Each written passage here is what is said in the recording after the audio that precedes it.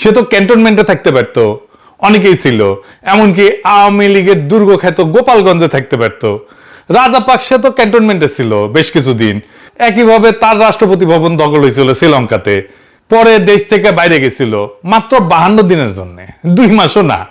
পরে ফিরে আসিছে। হাসিনা 2 বছর ধরে আসে না, হঠাৎ সে দেশে ফিরবে ঘোষণা দিছে রয়টার্সকে দেওয়া এক সাক্ষাৎকারে। কানাডানি বলছে যে আগামী ডিসেম্বরে দলের নেতা কর্মীদের সঙ্গে নিয়ে সে ফিরে আসবে নাকি, আয় নাকি আদালতে আত্মসমর্পণ করবে। হ্যাঁ, আমাকে ফাঁসির হুকুম দিয়েছে, আমাকে একটা মামলা দিয়ে নিচ্ছে, অনেক শাস্তি দিয়েছে। আমি এটা করি না। আমি বলবো ঠিক আছে, জেলখানে রেডি করেন, ফাঁসির মঞ্চ রেডি করেন, আমি আসছি। তারপর ওর লেসপেন্সার গুলো এক একজন করছে, হ আমাদেরও কইছে নেত্রী, আমরা একসাথে যাব, প্লেন ভাড়া করে নিয়ে আসবে নাকি চার্টার করে। আমরা এখান থেকে লন্ডন থেকেই মানে ইংল্যান্ড থেকেই 10টি চার্টার প্লেন আমরা নিয়ে যেতে চাই। এটা আমাদের নিজস্ব, এটার মানে হলো সবাই কন্ট্রিবিউট করবে, আমাদের যারা নেতা কর্মী প্রত্যেকে তাদের টিকেটের টাকা দিবে এবং আমরা 10টি, তার মানে 220 সিটা, মানে 220 জন একটা প্লেনে যেতে পারবে। আমরা অলরেডি আমাদের এজেন্টদের সাথে কথা বলছি, তারা এটা ওয়ার্কআউট করছে, আমাদেরকে জানাবে এবং এই প্রস্তুতি সম্পন্ন আমরা ইতিমধ্যেই করে ফেলবো। প্রত্যেক জায়গায় আমাদের নেতৃবৃন্দ দায়িত্ব নিচ্ছেন।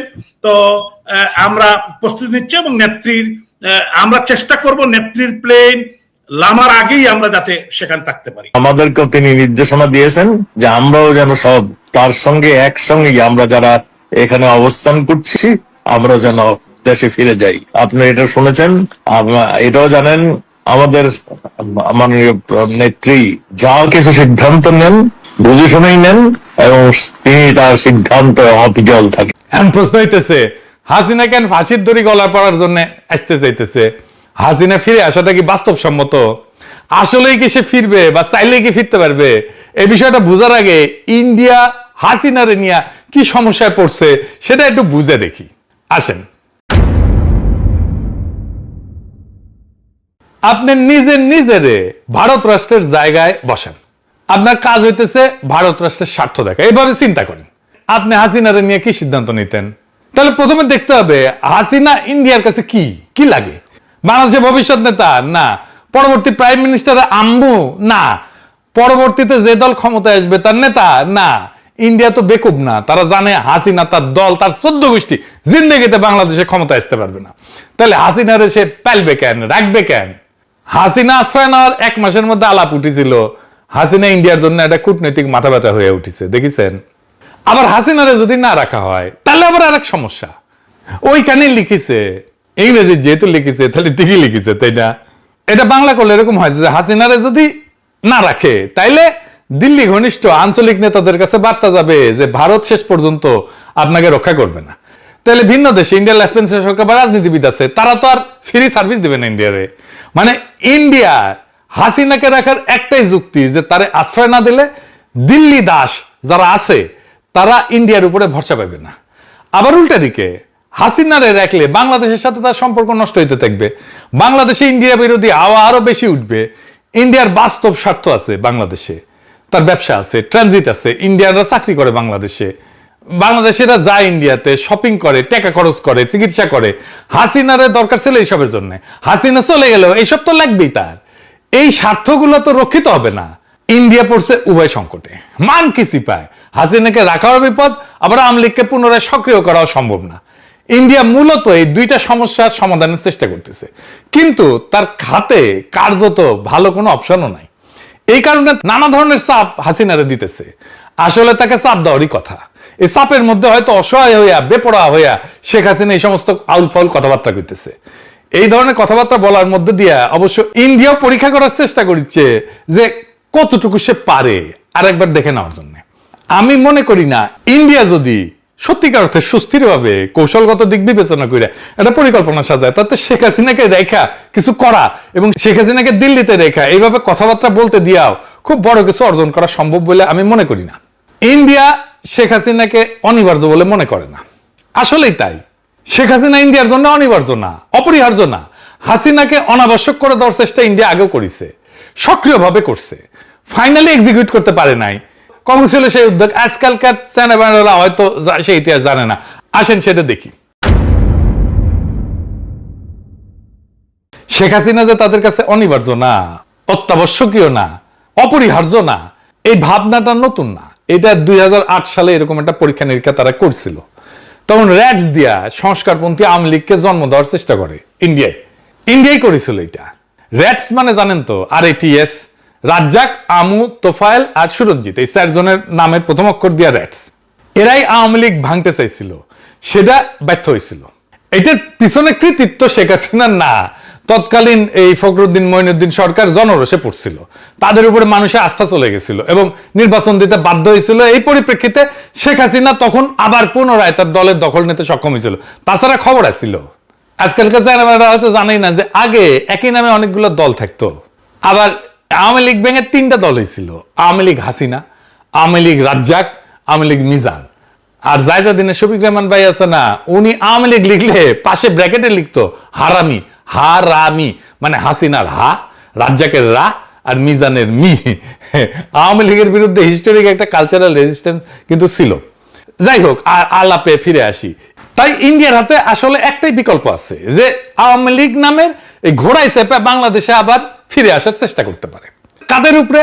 যারা হবে তাদের বশংবদ দাস, যারা থাকবে তাদের কাছে চিরকৃতজ্ঞ। শেখ হাসিনা তো মাঝে মধ্যে ট্যাফও করতো, ফোঁস করতো ইন্ডিয়ার সাথেও। এদের কারো কেন, এদের ছেলে মেয়ের কারো পক্ষেও ট্যাফও করা, ফোঁস করা সম্ভব হবে না ইন্ডিয়ার সাথে। এরা হবে চিরজীবনের জন্য কেনা গোলাম। শেখ হাসিনার চিন্তা এখন ইন্ডিয়া তারা তালাক দিয়ে দেয় নাকি। কিছুদিন টাকা পয়সা দিয়ে প্রচুর হয়েছে করলো, এক বাটপার মজুমদার আছে না, হ্যাঁ, ও সারা দুনিয়া ঘুরলো, টাকা মনে হয় ভালোই পেয়েছিল, সব ঠান্ডা হয়ে গেছে। এতে এখন ইন্ডিয়া কই তোমার লোকজন কই, আর তো কাউরে মাঠে নামাইতে পারো না। তাই শেখ হাসিনার বাংলাদেশে ফিরে আসার এই চেষ্টাটা ভারতের দিক থেকে তার উপরে ক্রমাগত চাপের একটা বহিঃপ্রকাশ করতে পারে। অন্যদিকে ইন্ডিয়ার পক্ষ থেকে এটা পরখ করা যে এই মনস্তাত্ত্বিক চাপ সৃষ্টি করে বাংলাদেশ সরকার বিশেষত বিএনপির হাত মোচড়ানো যায় কিনা। আবার শেখ হাসিনার ডাকে সারা দিয়া মরিয়া হইয়া আওয়ামী সন্ত্রাসীরা কতটুকু অরাজকতা করতে পারে, বিশৃঙ্খলা তৈরি করতে পারে, এটাও একটা পরীক্ষা হয়ে যায়। এই সমস্তের বাইরে এই আওয়াজের কোনো মূল্য নাই আপাতত। যে সমস্ত বাকশালী সন্ত্রাসী এখনো দেশের আনাচে কানাচে বিক্ষিপ্ত এবং বিচ্ছিন্নভাবে জাতীয় সম্পদ লুণ্ঠনকারী হাসিনার জ্ঞাতি গোষ্ঠীর সমর্থনে মিছিল বের করে, স্লোগান দেয়, তার মাত্রা কমে যাবে। আর দেখবেন সামনে কমে যাবে, এটা আর হবে না। শুধু রাজনৈতিক তৎপরতা না, এদের সামাজিক সাংস্কৃতিক সহ সকল ধরনের কর্মকাণ্ডই বিএনপি, জামাত এবং এনসিপির মতো দলগুলোর সম্মিলিত প্রতিরোধের মুখে পড়বে। ফ্যাসিবাদ বিরোধী জাতীয় ঐক্য 24 সালের জুলাই আগস্ট মাসের মতো দেশব্যাপী পুনরায় আবারও দৃশ্যমান হবে। ফলে আওয়ামী লীগ এবং ইন্ডিয়ার প্রতি দুর্বল সকল রাজনৈতিক, সাংস্কৃতিক, সামাজিক শক্তিসমূহ ব্যাপক জনরোষের কবলে পড়বে। আগামী ডিসেম্বরে বাংলাদেশময় জুলাই বিপ্লবের পুনর্জাগরণ সৃষ্টি হবে, এটা দেখে নিয়েন, লিখে রাখতে পারেন। তবে এটাকে সংগঠিত করার যে কাজটা দেশের প্রধান 3টা দলের শীর্ষ নেতাদের ঐক্যবদ্ধভাবে এখনই শুরু করতে হবে। দেশে ফিরে আসার যে আস্ফালন খুনি হাসিনা করছে, তা বাংলাদেশের গণতন্ত্রের নব অভিযাত্রার পথে সবচেয়ে বড় হুমকি। ঘাতক খুনি লুটেরারা ফিরে আসা মানে ফ্যাসিস্ট দুঃশাসনের পুনঃপ্রবর্তন ঘটা। আমাদেরকে খুবই জোরের সাথে বলতে হবে যে শেখ হাসিনা ফিরে আসতে চাইছে, ভালো কথা, শেখ হাসিনা ফিরে আসুক, আমরা অবিলম্বে শেখ হাসিনার ফাঁসির রায় কার্যকর করব। ওর আপিলের কোনো সুযোগ নাই। শেখ হাসিনা ফিরে আসা মাত্রই তার বিরুদ্ধে রায় কার্যকর করার যে রাজনৈতিক দৃঢ়তা, এ বিষয়ে জুলাই শক্তির মধ্যে সার্বজনীন রাজনৈতিক ঐক্য এবং সংলাপ হওয়া জরুরি। শেখ হাসিনার রায় কার্যকর করার ব্যাপারে দৃঢ়তা এবং স্পষ্ট বার্তাই এই সমস্ত চালবাজি, ধাপ্পাবাজি এবং চাপ তৈরির কৌশল কার্যত পরাজিত করে দিতে সক্ষম। হাসিনাকে এয়ারপোর্ট থেকে সরাসরি ফাঁসির কাছে নিয়ে যেতে হবে, ওইখান থেকেই ওই দিনের মধ্যেই ওরে ঝোলাই দিতে হবে। মানবতা বিরোধী অপরাধে আন্তর্জাতিক অপরাধ ট্রাইব্যুনালে মৃত্যুদণ্ডপ্রাপ্ত আসামি খুনি হাসিনাকে বাংলাদেশও ফেরাতে চায়। ইন্ডিয়া এই খুনিকে নিরাপদ আশ্রয় দিয়ে রাখছে, সেখান থেকে তাকে ধৈর্য বাইদ্যা বাংলাদেশে প্রত্যাবর্তন বা প্রত্যাবর্ষণ করতে হবে। ইন্ডিয়া যদি সত্যিকার অর্থেই নবজাগ্রত বাংলাদেশের সাথে কর্ম উপযোগী সম্পর্ক গড়ে তুলতে চায়, একটা ওয়ার্কিং রিলেশন গড়ে তুলতে চায়, তাহলে প্রতিবেশী এই দেশের জন্য এই ছাড়া আর বিকল্প পথ কোনো খোলা নাই। এটা তারা যত তাড়াতাড়ি বুঝবে, ততই এই প্রতিবেশী এই 2 দেশের জন্য ভালো হবে। তাছাড়া বাংলাদেশ, মায়ানমার, চীনের স্থল সংযোগ, তিস্তার পানি ব্যবস্থাপনার মহাপরিকল্পনা এবং চীন এবং তুরস্কের সহযোগিতায় সামরিক শিল্প স্থাপনের মতো বড় বড় উদ্যোগ বাংলাদেশ নিতেই থাকবে এবং তা বাস্তবায়ন হবে ইনশাল্লাহ। এবং এই পথ ধরে পর্যায়ক্রমে বাংলাদেশ যুক্ত হবে পাকিস্তান সহ আরব বিশ্বকে নিয়ে গড়ে ওঠা সম্ভাবনাময় মুসলিম সামরিক জোটে। সন্দেহ নাই এতে আঞ্চলিক উত্তেজনা বাড়বে। তবে বাংলাদেশ দীর্ঘমেয়াদের জন্য এক শক্তিশালী শত্রুর জন্য বিভীষিকা আর দেশের জনগণের জন্য নিরাপদ ভূমিতে পরিণত হবে। বিএনপি খুনি হাসিনাকে নিরাপদে দেশে ফিরতে দেবে বলে আমি বিশ্বাস করি না। তাকে রাজনীতি করতে দেবে বলে আমি বিশ্বাস করি না। কারণ এই দুর্বৃত্ত 1981 সালে ঢাকায় ফেরার মাত্র 2 সপ্তাহের মাথায় প্রেসিডেন্ট জিয়াকে শহীদ হতে হয়েছিল। তারপর কায়েম হয়েছিল ইন্ডিয়ার অনুগত 9 বছর দীর্ঘ সামরিক স্বৈরাচারী জেনারেল এরশাদের দুঃশাসন। সশস্ত্র বাহিনীর দিক থেকে এবার অভিন্ন ঝুঁকির আশঙ্কা আরো প্রবল এবং বহুগুণে বেশি। কারণ ফ্যাসিস্ট আমলে উচ্চপদ বাগানো ইন্ডিয়া অনুগত শীর্ষ কর্মকর্তারা এখনো সেনা, নৌ, বিমান বাহিনীর নেতৃত্বে বহাল তবিয়তে বসে আছে। আর উপরে তো ওয়াকারুজ্জামান বহুপাত্র আছেই। তাছাড়া 91 থেকে 96 এবং 2001 থেকে 2006 মেয়াদে দেশনেত্রী বেগম খালেদা জিয়ার সরকারের শাসনামলে আওয়ামী লীগ এবং তার জোটসঙ্গীরা বিএনপিকে একদিনের জন্য স্বাভাবিক, স্থিতিশীল, শান্তিতে দেশ পরিচালনা করতে দেয়নি।